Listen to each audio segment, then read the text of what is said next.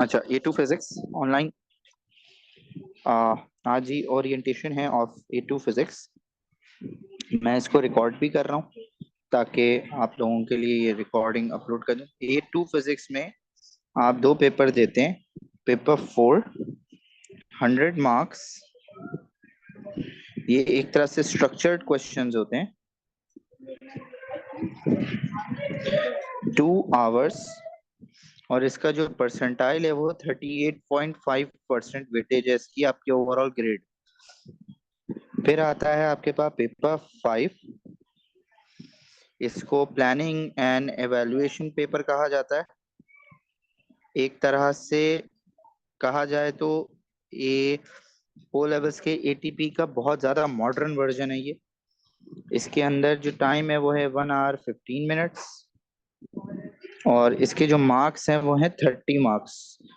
तो all together A2 में आपके पास जो मार्क्स हैं वो है 130, और जो इसकी वेटेज है वो है 11.5। तो दिस सेट एज 50%। तो 50% बाकी का कहाँ से आएगा? ये आपका AS का कैरी फॉरवर्ड होता है।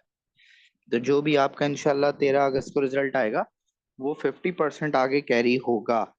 क्या ये बात समझ में आती है जी? अब आपके पास कुछ टॉपिक्स जो हैं वो मूव हुए थे A2 में। वो थे आपके पास इलेक्ट्रिक फील्ड का। क्या ये बात समझ में आती है जी? यानी पहले, आज से कुछ साल पहले AS में पढ़ा जाता था इलेक्ट्रिक फील्ड, लेकिन अब सिंस लास्ट 3 to 4 years अब जो ये चीज है ये पढ़ी जाती है A2 में। क्या यहाँ तक क्लियर है? अब आपके पास जो अगला हमारा पहला चैप्टर है, चैप्टर नंबर 1। चैप्टर नंबर 1 है हमारे पास सर्कुलर मोशन।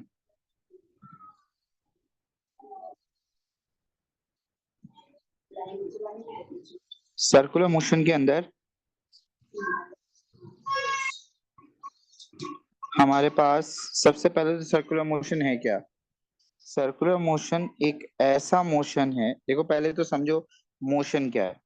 देखो, दो स्टेट्स हैं, एक है रेस्ट और एक है मोशन। अब मोशन क्या है? चेंज ऑफ पोजीशन या state with respect to surrounding. If you are changing your position or state with respect to surrounding, you are in the state of motion. और अगर आप there is no change in the state of object with respect to surrounding,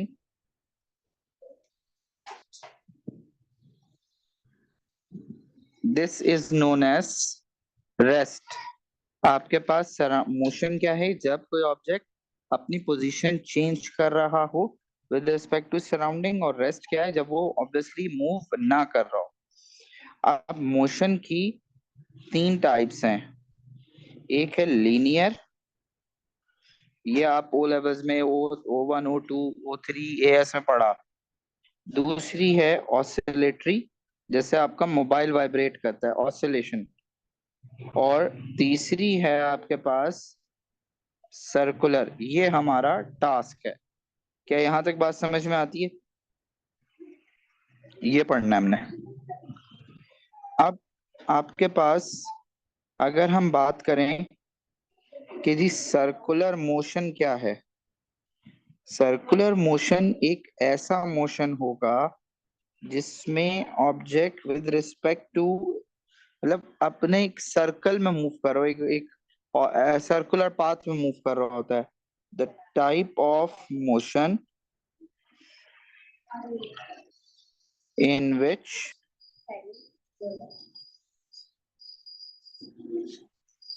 an object will move in a circular path.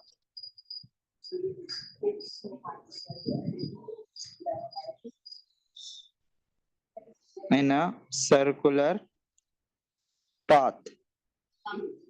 अच्छा, अब अगर मैं इसकी example दूं तो आपने वो फेरिस व्हील और roller coaster rides, roller coaster तो नहीं होता, फेरिस व्हील हम कह सकते हैं उसकी, जरा मुझे नाम नहीं पता, शायद इसको फेरिस व्हील कहते हैं या कुछ और कहते हैं। सरफात बूढ़े हो गए, सरफात को इतनी चीजें याद नहीं है। तो अब ये एक सर्कुलर पाथ है, इसमें ये भी रेडियस आर है, ये भी रेडियस आर है, ये भी रेडियस आर है। अब अगर आपका ऑब्जेक्ट इसमें सर्कुलर में घूम रहा है, इस एक्सिस के, इस सर्कुलर पाथ यानी इस पोजीशन के गिर्द घूम रहा है, तो this is known as circular path. क्या ये बात समझ में आती है? लीनियर और सर्कुलर के दरमियान का फर्क, लीनियर में तो आप आगे डिस्प्लेस कर रहे हो, सर्कुलर में आप एक ही पॉइंट के गिर्द घूम रहे होते हो, जस्ट लाइक योर फैन। ठीक है जी। अब आते हैं हम पैरामीटर्स पे। पैरामीटर्स में अगर हम बात करें,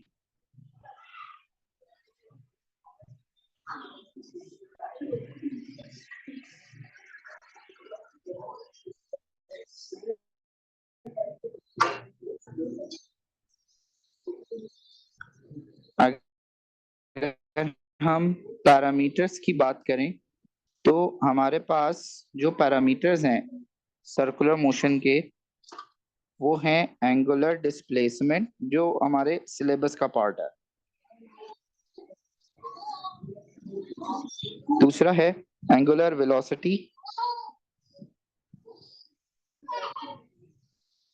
और तीसरा है सेंट्रीपिटल एक्सेलरेशन एंड फोर्स।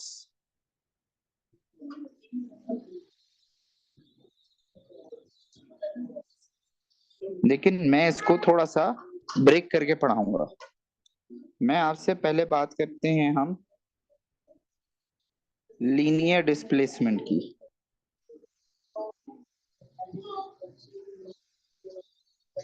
ताकि आपको ये क्यों कर रहा हूं, ताकि आपको फर्क समझ आ सके कि जो हम O1 से लेके पिछले साल तक पढ़ते आए वो क्या था, और अब जो हम पढ़ रहे हैं उसमें फर्क क्या है।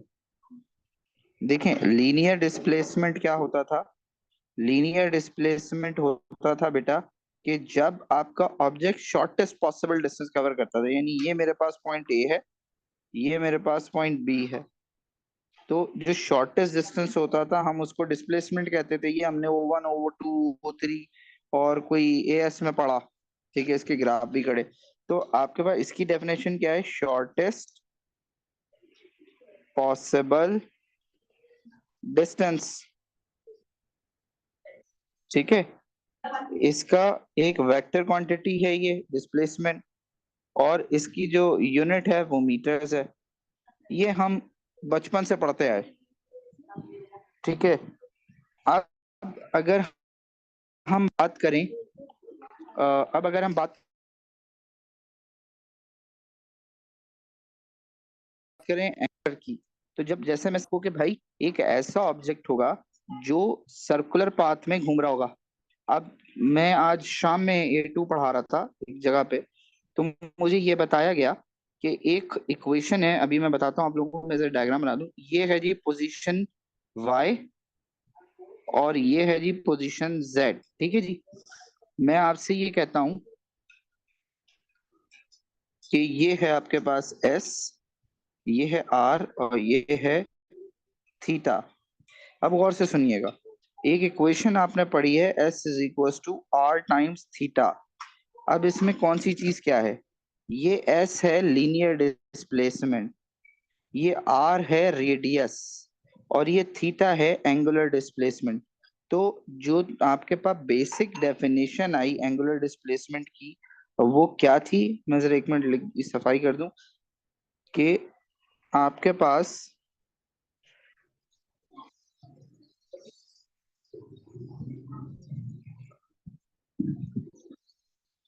the angle subtended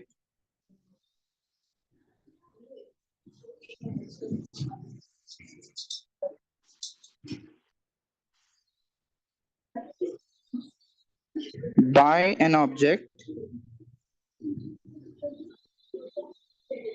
moving in a circular path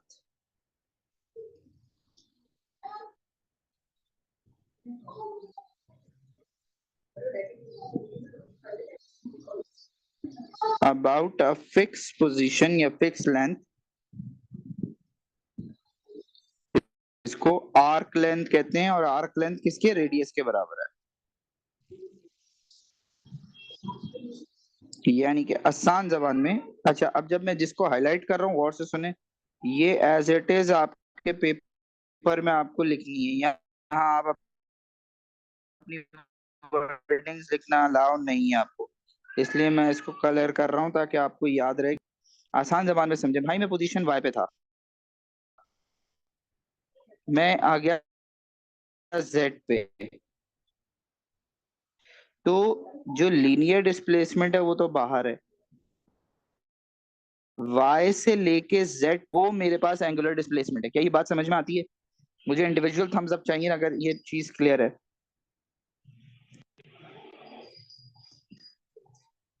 Abdullah, ईमान, फुरकान, लीना, क्या ये क्लियर है?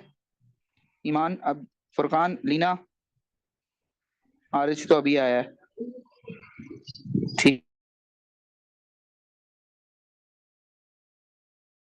है। देखें दोबारा सुन लें, पोजीशन से दूसरी पोजीशन तक जो एंगल का चेंज है ना, वो कहलाता है आपके पास एंगुलर डिस्प्लेसमेंट। क्या ये बात समझ में आती है? अच्छा जी, अब आते हैं आगे। अगर हम इसके फॉर्मूले पे जाएं तो फॉर्मूला है S is equal to are theta. मैंने अभी अभी आपको क्या बताया कि S क्या है, लीनियर डिस्प्लेसमेंट, R क्या है, रेडियस, और थीटा क्या है, एंगुलर डिस्प्लेसमेंट। ठीक है, तो अब यहां मैं लिख भी देता हूं ताकि आप लोगों को याद रहे, where S is linear displacement,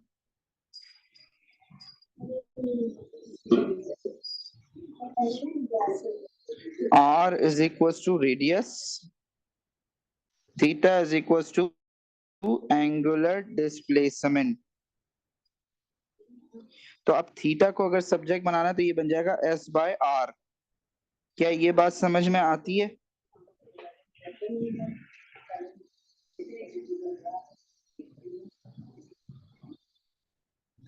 If this is clear, then I can move ahead. Please respond.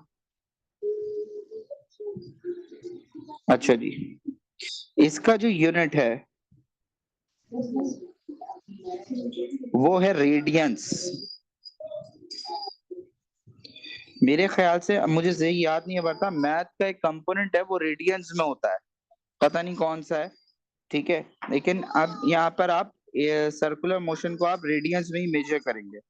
तो अब आपके पास एक सवाल बहुत ज्यादा आता है, 1 radian is equals to 1 radian is equals to, ये डेफिनेशन में मांगता है वो।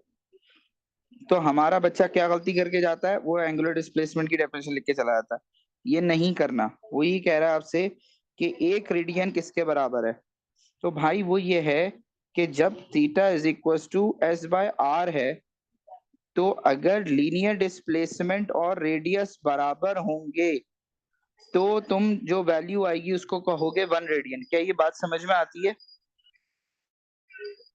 कि अगर आपके पास लीनियर डिस्प्लेसमेंट और आपका रेडियस बराबर होगा, उसको आप कहेंगे एंगुलर डिस्प्लेसमेंट या 1 रेडियन। क्या ये बात समझ में आती है? तो आप इसकी डेफिनेशन कहेंगे, द पॉइंट या the value eight which the linear displacement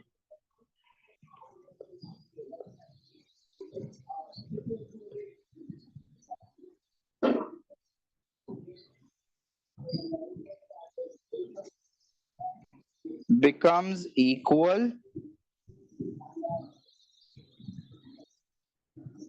to the radius। क्या ये बात समझ में आती है?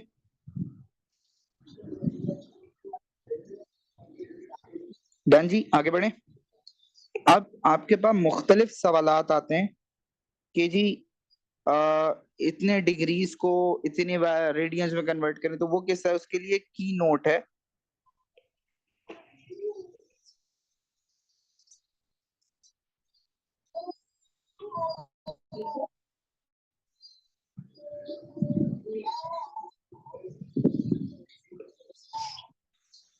One 180 degree is equal to pi radians, ये याद रखना।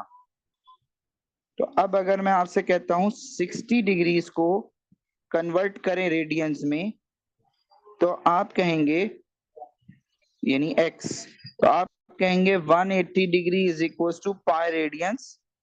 तो क्या फॉर्मूला बनेगा, जेनेरिक फॉर्मूला बनेगा x is equal to 60 multiply by pi over 180 या पाई बाय 2 रेडियंस। क्या ये बात समझ में आती है?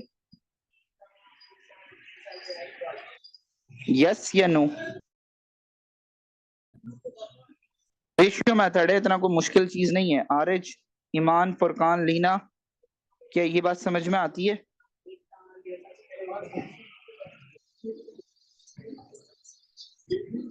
आरिज,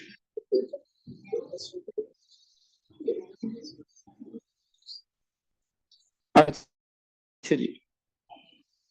अब चलते हैं आगे।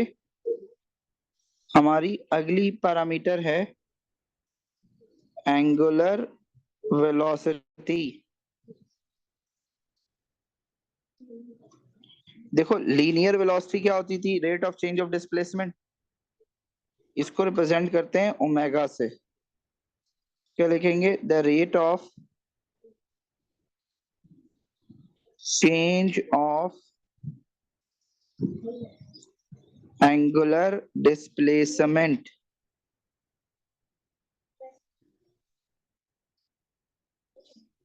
क्या मतलब, omega is equal to angular displacement किससे रिप्रेजेंट कर रहे थे, थीटा से।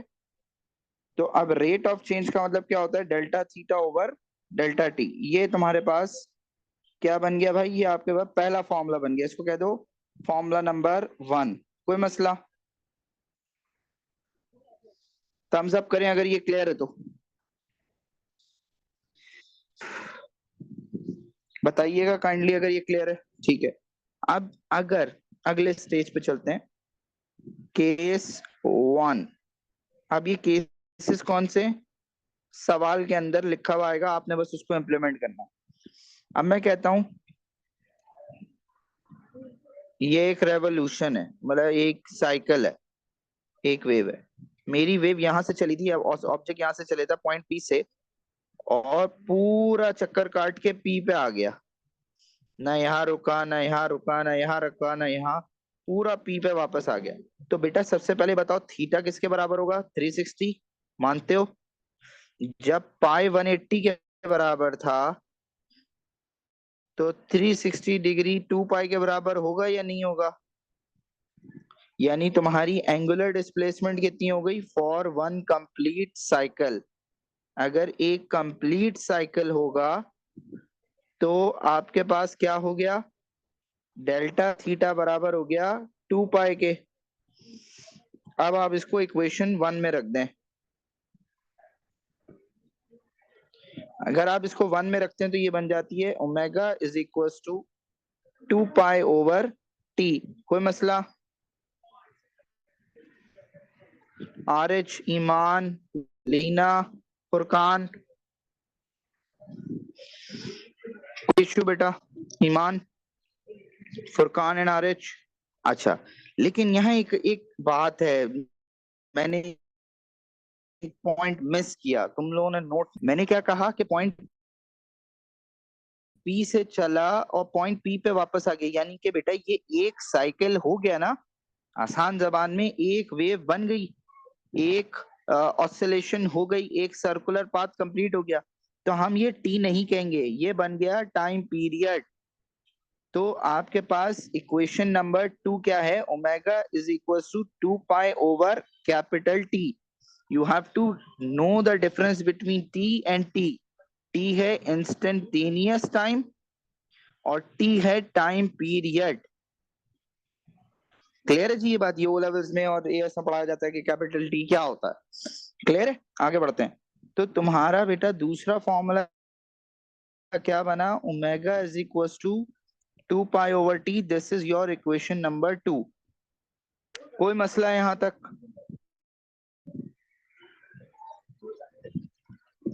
Ariz, Iman, Furqan, Leena, this is clear? आगे बढ़े, थम्स अप कर दें ताकि मैं आगे बढ़ूं। आरिज, ओके। लेकिन एक और स्टेप आता, जब आपने ये वाला फॉर्मूला लिखा ना, तो यहाँ एक और चीज वाजे हुई। आपको याद आया कि फ्रीक्वेंसी होता है 1/टाइम पीरियड। तो भाई आपने कहा सर फहद, ये जो आप लिख रहे हैं 2 पाई/टी, इसको मैं ऐसे भी तो लिख सकता हूँ 2 पाई मल्टीप्लाई बाय 1/टी। तो बेसिक मैथ, तो ये 1/टी जो है, मैं इसको फ्रीक्वेंसी से सब्स्टिट्यूट कर दूं, तो मेरा ओमेगा यानी एंगुलर स्पीड का तीसरा फॉर्मूला बनता है 2 पाई एफ। बोलो सर फहद कितने फॉर्मूले और क्यों है? तो इसका जवाब ये है बेटा कि अगर आप ओ लेवल्स याद करो, मैं बार बार आपको ओ इसलिए याद करा रहा हूँ, एस इसलिए याद करा रहा हूँ ताकि आपको लिंक अप हो जाए। ठीक है? तो हमने एनर्जी और पावर के भी चार चार फॉर्मूले पढ़े थे, अगर याद हो। P is equal to I V, P is equal to I square R, P is equal to V square upon R, याद हो अगर आपको। तो वो क्यों चार चार पढ़े थे? कि जो केस आएगा, जो वैल्यू दी गई होगी, हम उसको रख के आंसर निकालेंगे, हम इंटरमीडिएट कैलकुलेशन नहीं करेंगे। अब जैसे मुझे अगर टाइम पीरियड दिया जाए तो और स्पीड मांगी जाए, मैं ये यूज करूंगा।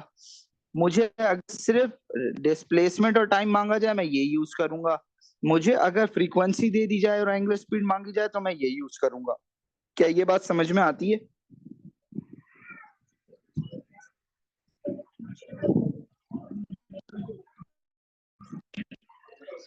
क्या यहाँ तक क्लियर है? 1 मिनट के लिए रुकिएगा। अच्छा, अब अगर हम बात करें, अब अगर हम बात करें कि जी एंगुलर स्पीड के बाद एंगुलर वेलोसिटी का जो अगला केस है वो क्या है? देखो, हम, मुझे एक सवाल का जवाब दो कि फ्रीक्वेंसी क्या होती है? फ्रीक्वेंसी होती है नंबर ऑफ ऑसिलेशंस, अगर तुम्हें याद हो। तो अगर हम बात करें कि मेरे पास एक फ्रीक्वेंसी गिवन है, मुझे एक अदद टाइम पीरियड गिवन है, मुझे ये गिवन है कि मुझे आगे अगली वैल्यू क्या लानी है। ठीक है? तो मैं उसको यूज करते हुए अपना आंसर निकाल सकता हूं। क्या यहाँ तक सारे बच्चे साथ हैं मेरे? यानी आपके पास केसेस हैं और आप उन केसेस को इम्प्लीमेंट कर रहे हैं। सर को देखो, A2 तुम लोगों को तंग क्यों करेगा? क्योंकि A2 के अंदर आपने सिर्फ एक चीज याद रखनी है, वो क्या है?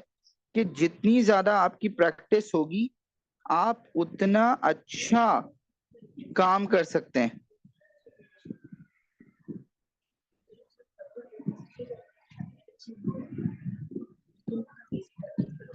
क्या यहाँ तक बात समझ में आती है?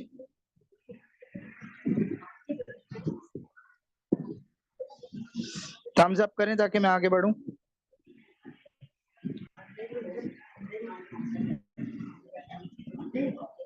अच्छा, अब इसके बाद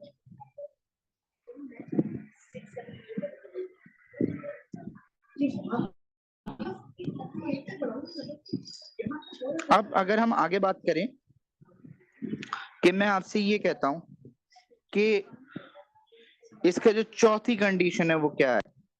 अगर मैं आपसे ये कहूं कि जी फ्रीक्वेंसी, मुझे बताएं, स्क्रीन शेयर हो गई है?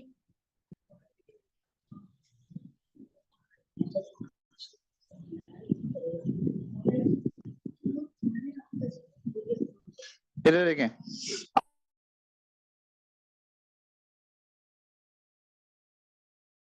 अब हम चलते हैं, मुझे जरा थम्स अप करके बता दें। इसको हम कहते हैं आरपीएम केस। आरपीएम क्या है? आप में से ज्यादातर लड़के बैठे हुए हैं, आपको पता है कि एक होता है रेवोल्यूशंस पर मिनट, बाइक और एक्सेलरेशन, एक्सेलरेशन मीटर में होता है। इसको कहते हैं रेवोल्यूशंस पर मिनट। अब आपके पास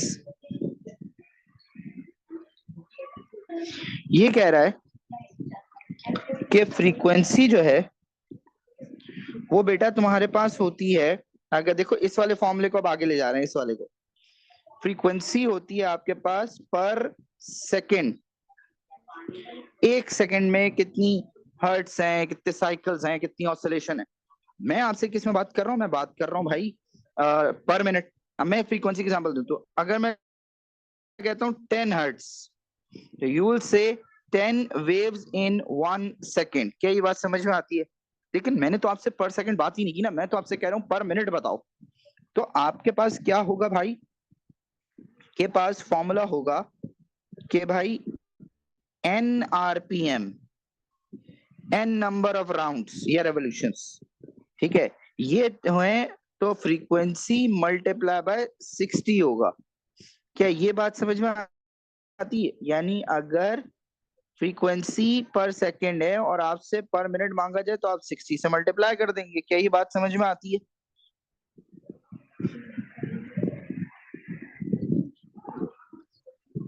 क्या ये क्लियर है? थम्स अप करें ताकि आगे बढ़े।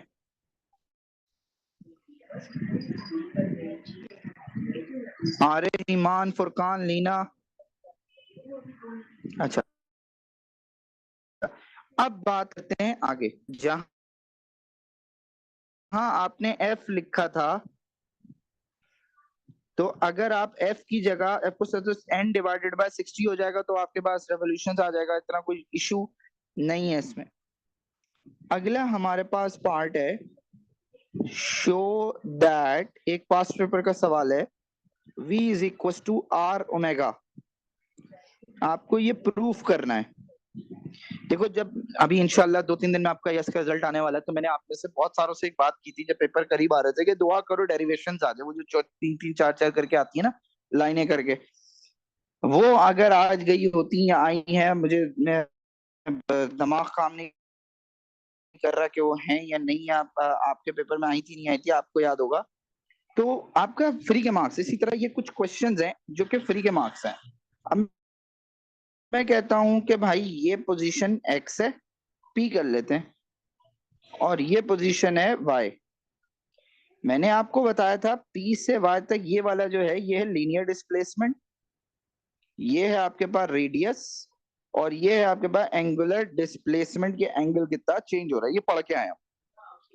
अब तुम्हें क्या प्रूफ करना है बेटा, v is equal to are omega. तो तुमने क्या करा, तुमने पेरेंट इक्वेशन ली s is equal to are theta, ठीक है। अब आप इस इक्वेशन को, इसको कहते हैं इक्वेशन 1, इसको डिवाइड कर दें बाय टाइम।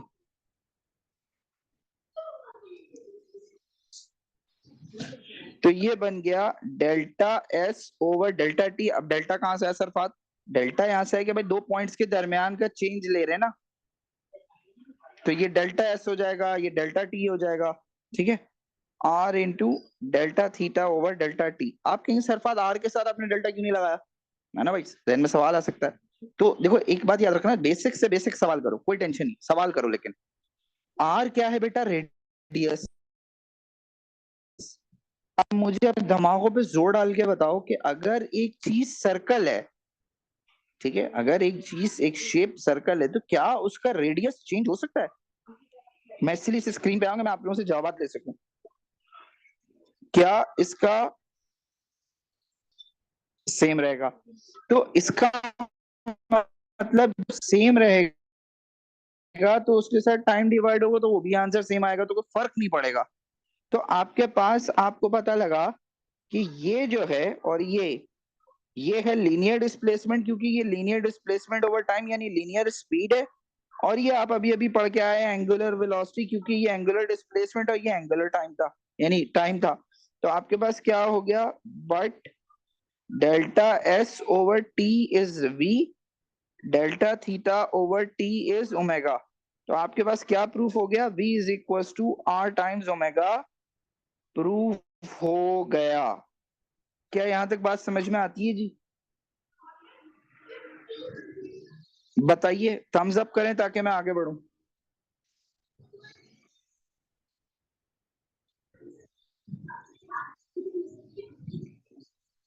डन। तेज तो नहीं जा रहे? लीना, आरिज, फुरकान, ईमान बेटा क्लियर है? लीना क्या समझ में नहीं आया? ये ओके आगे बढ़े। ओके अच्छा जी। फुरकान हसन को मैसेज, बल्कि नहीं हसन को नहीं, तुम ही हो बस, ठीक है। अच्छा जी। अब अगला टॉपिक है हमारा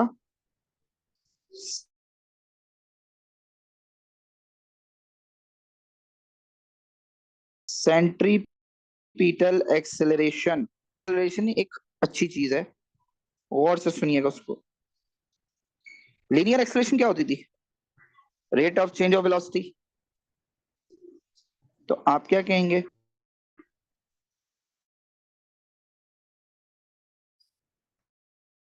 रेट ऑफ चेंज ऑफ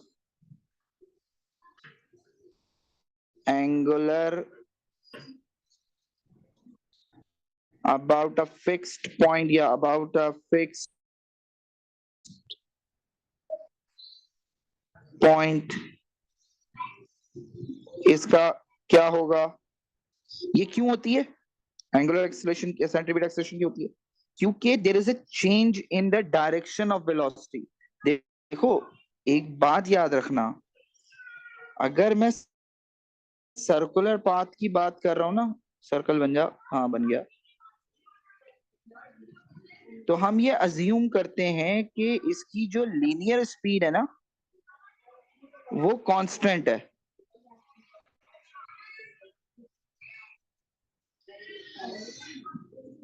यानी v जो है वो सब जगह कांस्टेंट है। तो एक्सेलरेशन कैसे आ रही है? तो जब आप ओ लेवल्स में थे तो आपको एक बात पढ़ाई गई थी, आपको बात ये पढ़ाई गई थी कि किसी भी वेक्टर क्वांटिटी को अगर चेंज करना है तो दो पैरामीटर होते थे।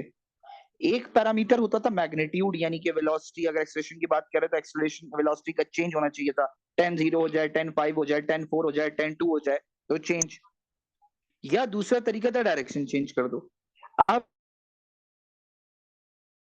हम जब ओ लेवल्स में थे तो हमें ये पाथ में स्पीड कांस्टेंट रहती है। लेट्स से मैं कहता हूँ 15 मीटर पर सेकंड, एग्जांपल है। तो अब ये सारी जो v की वैल्यूज है ना, सबकी स्पीड 15 है। तो भाई अगर 15 है तो एक्सेलरेशन तो जीरो होनी चाहिए, नहीं होगी, क्योंकि हर पॉइंट पर जो एंगल है वो चेंज हो रहा है। क्या ये बात समझ में आ रही है? तो जब एक्सेलरेशन चेंज हो रही है तो इस क्यों हो रही है? Because there is a change in the angle of velocity. क्या ये बात समझ में आती है? तो आप क्या लिखेंगे? Centripetal acceleration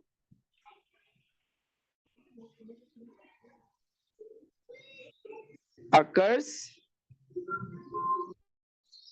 due to change in angle, किसका? Of velocity. क्या ये बात समझ में आती है?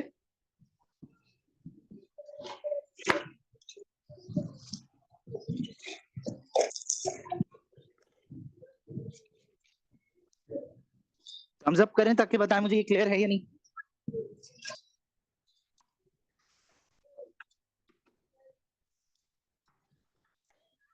इफ दिस इज क्लियर ताकि बताएं, फिर आगे बढ़े। डन।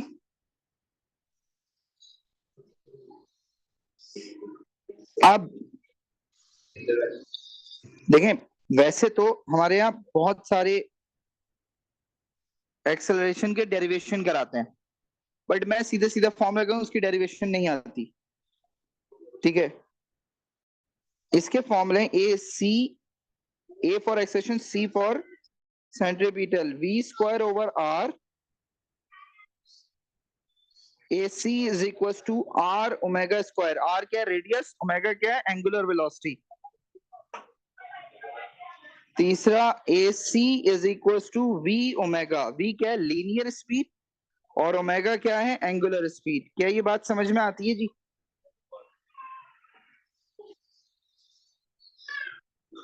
क्लियर है?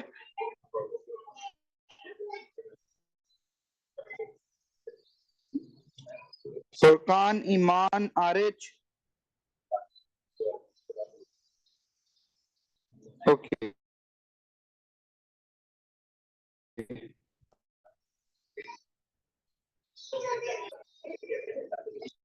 अगली है सेंट्रीपिटल फोर्स।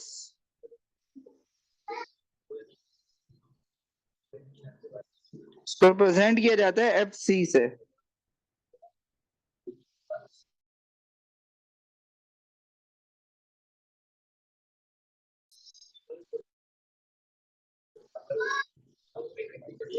डन।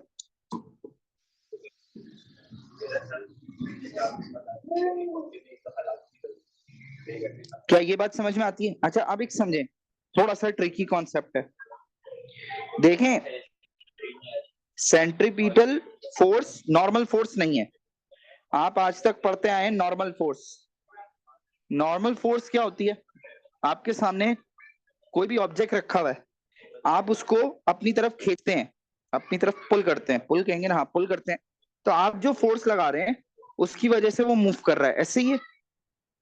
ऐसा नहीं हो सकता आपके सामने कोई चीज पड़ी, आप उसे आवाज दें वो आपकी तरफ आ जाए, ये पॉसिबल नहीं है। ये साइंस नहीं मानती इसको, ठीक है।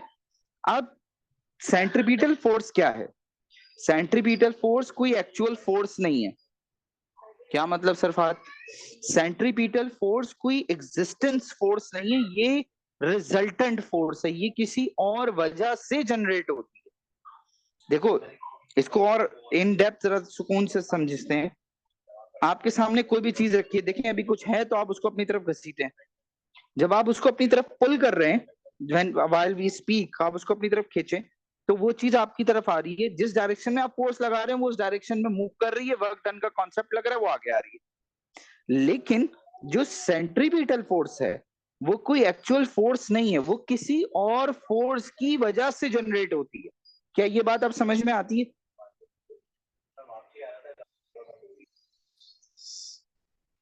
क्या ये बात समझ में आ रही है? आरिज, ईमान, फुरकान, लीना।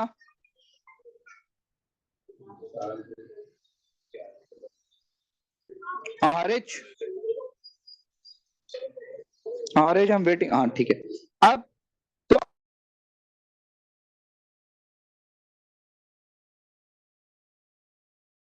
आपके पास जब भी सेंट्रीपिटल फोर्स की आप लिखेंगे द नेट फोर्स, नेट या resultant which is responsible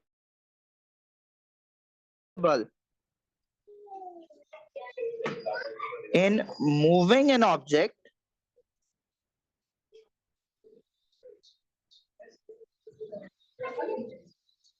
in a circular path, in a circular path। क्या ये बात समझ में आती है?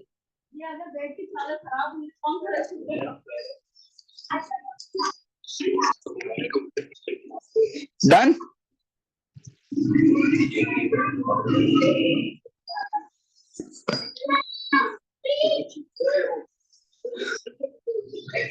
अच्छा जी, इसकी एग्जांपल, एक सेकंड रुके, मैं दिखाता हूं आपको। 1 मिनट के लिए स्क्रीन बंद कर रहा हूँ।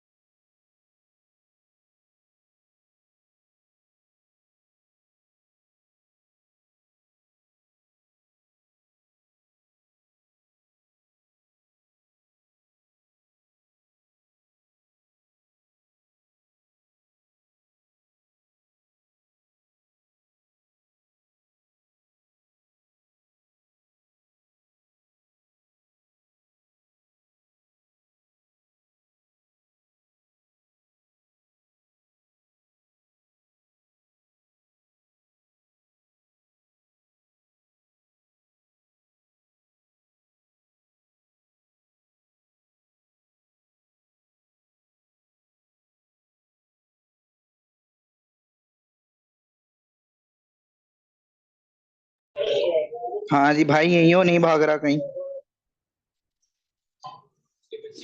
देखें, अब जो मैं आपको दिखाने लगा हूं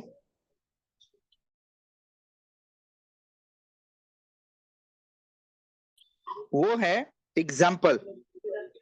कि अगर मैं आपसे कहूं कि भाई एग्जाम्पल क्या है, तो इसको इस तरह समझें कि अगर मैं ये कहूं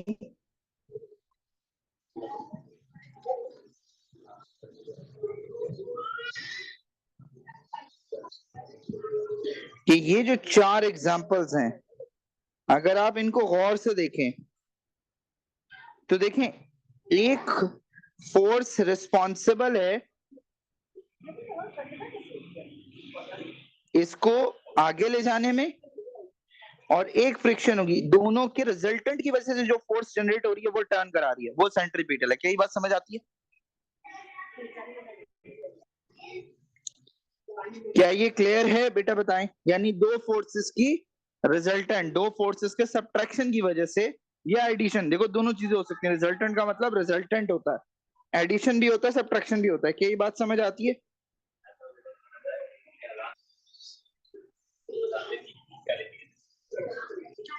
is this clear?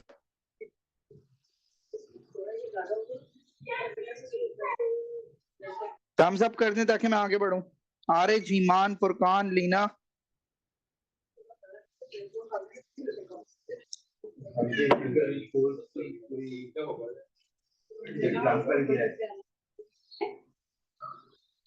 Furqan, Leena. Leena देखो, समझो, मैंने आपसे क्या कहा है कि एक ऑब्जेक्ट सर्कुलर पाथ में घूम रहा है। क्यों घूम रहा है? क्योंकि उस पर एक फोर्स लग रही है। उस फोर्स का नाम क्या है? Centripetal force. क्या वो कोई एक्चुअल फोर्स है? The answer is no.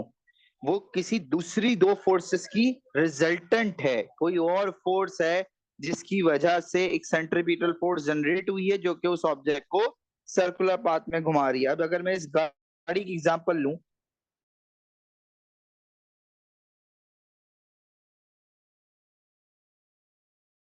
तो एक इसकी ये वेलोसिटी है कि इस तरह की तरफ फोर्स है फॉरवर्ड, और एक है इसकी से जो फोर्स जनरेट हो रही है वो इसको सर्कुलर पाथ में घुमा रही है। कभी किसी गाड़ी को ड्रिफ्ट करते हुए देखा है आपने? तो वो ड्रिफ्ट करते हुए हमेशा अपना पिछला टायर सीधा रखता है, अगला टायर टर्न करता है, तो उसकी वजह से ड्रिफ्ट होता है। क्यों?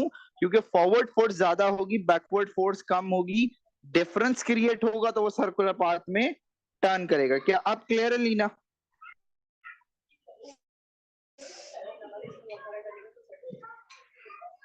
फुरकान, ईमान, आरिज।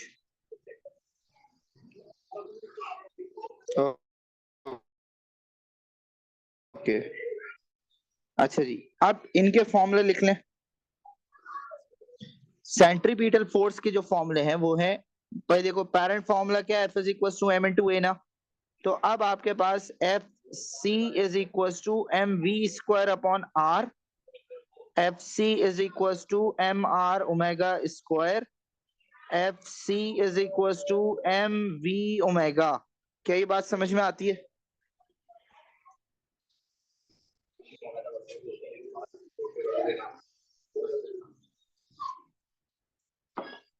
डन।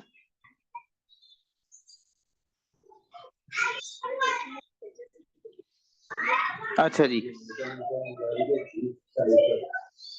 अब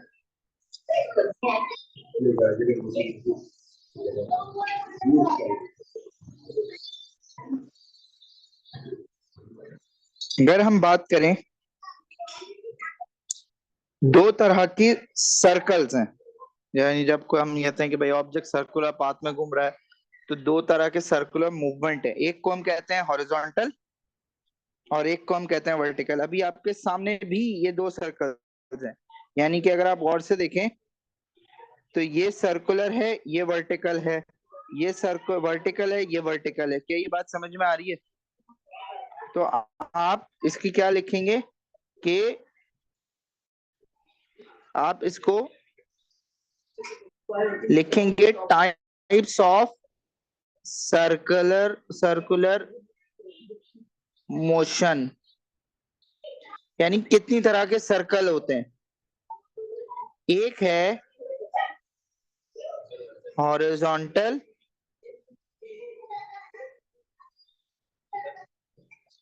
और एक है वर्टिकल। क्या यहां तक बात समझ में आती है?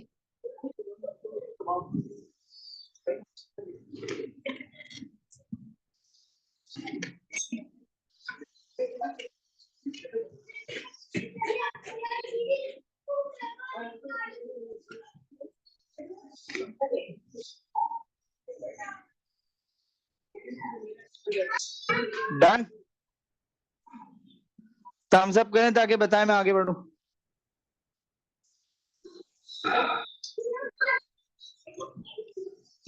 हम बेसिकली केसेस देखने जा रहे हैं कि भाई हॉरिजॉन्टल सर्कल कैसा होता है। अब हॉरिजॉन्टल सर्कल की हेडिंग डालें।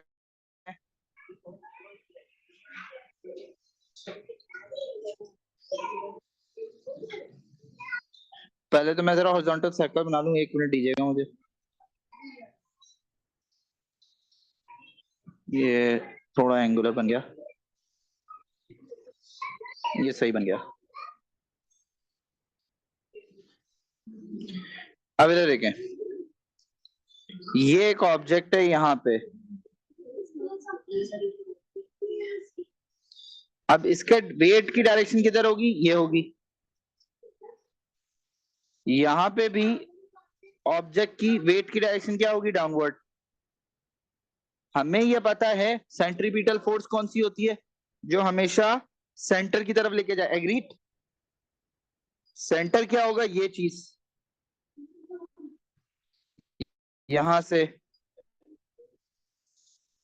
तो सेंटर में हमेशा टेंशन जिम्मेदार होगी सेंट्रीपिटल फोर्स की। टेंशन क्या होती है? देखो समझो, अगर आपने किसी ऑब्जेक्ट को किसी पर्टिकुलर हाइट से नीचे फेंका है तो दो फोर्सेस हैं उसमें, एक वेट है, एक एयर रेजिस्टेंस है। दूसरा, अगर किसी ऑब्जेक्ट को आपने हैंग किया हुआ है तो एक वेट है, दूसरी टेंशन। ये वाला केस है कि जब आप एक ऑब्जेक्ट को सर्कुलर पाथ में घुमाना शुरू कर दें तो बेसिकली वो थ्रेड या वो रस्सी या वोटेवर जो भी चीज है वो घूम रही है ना, तो उसके अंदर टेंशन होगी और एक वेट होगा। तो जो हॉरिजॉन्टल सर्कल के अंदर सेंट्रीपिटल फोर्स बनाने की जिम्मेदार है वो टेंशन है। क्या ये बात समझ में आती है?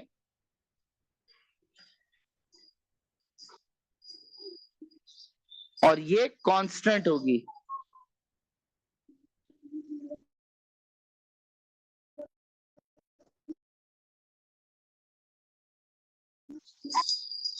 क्या ये बात समझ में आती है?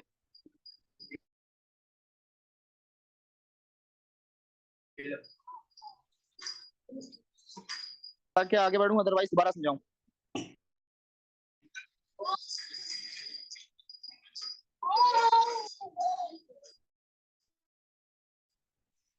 देखें, सेंट्रीपिटल फोर्स की दो चीजें, दो प्रॉपर्टी। पहली की तरफ घुमाने के, towards the centre of the object, circular path. दूसरा, सेंट्रीपिटल फोर्स, यस ईमान बिल्कुल एग्जैक्टली। मैं वो क्या नाम है आपने लिया, मैरी गो राउंड जो भी होता है, वही एग्जैक्ट वही चीज है। तो अब आपके पास जो टेंशन है वो सेंटर की तरफ आ रही है, वो थ्रेड है ना, वो घूम रहा है गोल।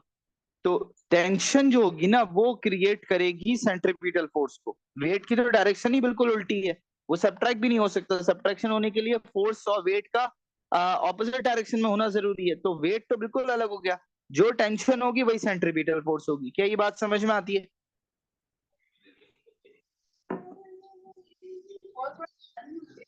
फुरकान क्या काम है तुम्हें, क्लास कब तक है?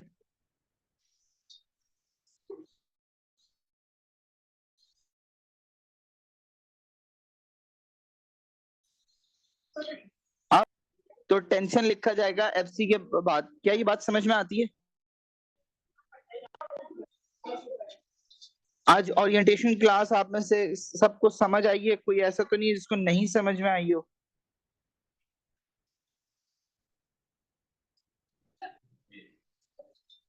क्लियर है? आरिश अगली क्लास में फ्रिक्शन देखेंगे। क्लियर? आज यहीं तक रखते हुए नेक्स्ट क्लास में आगे कंटिन्यू करेंगे। ठीक है, लीना क्लियर? ईमान, फुरकान, ओके जी, अस्सलाम वालेकुम। ग्रेविटेशन अगले हफ्ते, सर्कुलर खत्म हो फिर ग्रेविटेशन शुरू होगा। अस्सलाम वालेकुम।